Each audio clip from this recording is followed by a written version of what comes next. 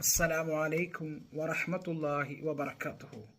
അൽഹംദുലില്ലാ വസ്സലാത്തു വസ്സലാമു അലാ അഷ്റഫിൽ മുർസലീൻ വഅലാ ആലിഹി വസഹ്ബിഹി അജ്മഈൻ. അമ്മാ ബഅദ്.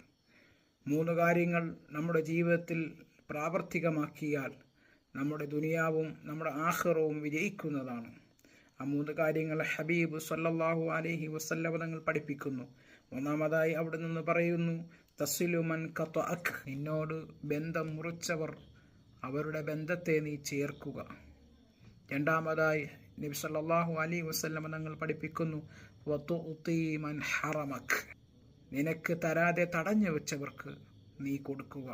മൂന്നാമതായി നബി സല്ലല്ലാഹു അലൈഹി വസല്ലം തങ്ങൾ പറയുകയാണ്, വതഅഫു അമ്മൻ ലലമക്, അവനോട് അനീതി പ്രവർത്തിച്ചവർ, അവനോട് അക്രമം പ്രവർത്തിച്ചവർ, വേദനിപ്പിച്ചവർ, അവർക്ക് അവൻ വിട്ടുവീഴ്ച ചെയ്തു കൊടുക്കുക, അവനെ വേദനിപ്പിക്കാതിരിക്കുക.